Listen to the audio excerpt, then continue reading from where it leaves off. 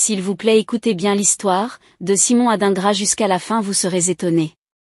Mais avant de vous présenter cette vidéo, j'aimerais d'abord vous inviter à vous abonner et à cliquer sur la cloche de notification pour ne pas rater mes prochaines vidéos. Connaissez-vous l'incroyable histoire émouvante de l'Ivoirien Simon Adingra? Tout d'abord, mais qui est ce joueur? Simon Adingra, c'est un ailier gauche de 22 ans qui est né à Yamoussoukro en Côte d'Ivoire, qui a le statut de footballeur. Depuis à peine 3 ans, c'était en 2021. Mais pour en arriver là, les épreuves ont été très compliquées. Donc retour sur l'histoire de Simon Adingra. Comme plein de garçons ivoiriens de son âge, Simon joue au football dans les rues en Côte d'Ivoire et a pour idole Didier Drogba. Gamin, je jouais dans la rue de mon quartier. Dès le plus jeune âge, le football était ma passion. Je voyais le parcours de grands frères comme Didier Drogba et je voulais les imiter.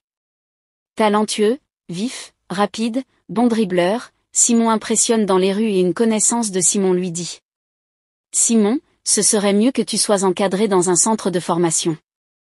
Il se dirige vers un centre de formation à Abidjan, le tout en étant scolarisé. Il s'entraîne 2 fois par semaine et à ce moment-là, une rencontre va changer sa vie. Quand un coach vient le voir en lui promettant qu'il connaît une bonne académie au Bénin qui avait besoin de jeunes talents. Comme lui, mon père qui est depuis décédé a toujours voulu que je devienne footballeur et a accepté que je parte.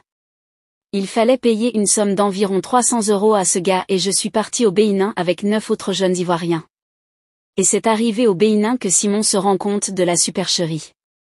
En effet, le coach qui est venu le voir était en réalité un escroquis. Avec son argent, donc 300 €.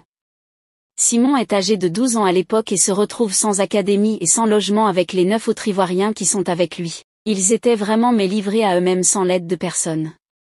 Nous n'avions même pas d'argent pour nous nourrir, il y avait alors 2 possibilités: soit retourner en Côte d'Ivoire, soit attendre et voir si une opportunité arrivait.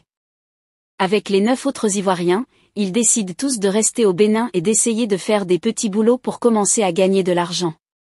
C'est alors que Simon se retrouve à laver des assiettes dans des restaurants en échange d'un petit peu d'argent et de repas. Les jours passent et Simon fera une autre rencontre qui changera sa vie. Il se promène dans la rue avec son groupe et un homme ayant fait ses études en Côte d'Ivoire reconnaît leur accent ivoirien.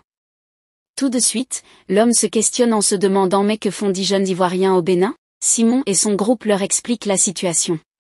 Tout de suite, l'homme a été scandalisé. Et a tout fait pour les aider et à leur trouver une autre maison, et il les a également aidés à rejoindre une académie. Football. Il se retrouve donc dans une académie au Bénin et cet homme a vu sur internet un tournoi qui avait lieu au Ghana dans la capitale à Accra et a proposé à Simon et son groupe d'aller jouer là-bas. Et pendant le tournoi au Ghana, des recruteurs de l'académie Rit to Dream sont présents pour repérer des talents et Simon Adingra sort du lot en étant étincelant son terrain. Tout de suite, les recruteurs proposent à Simon de faire un test de 2 semaines dans leur centre de formation. Si ça vous a plu, cliquez sur j'aime et abonnez-vous.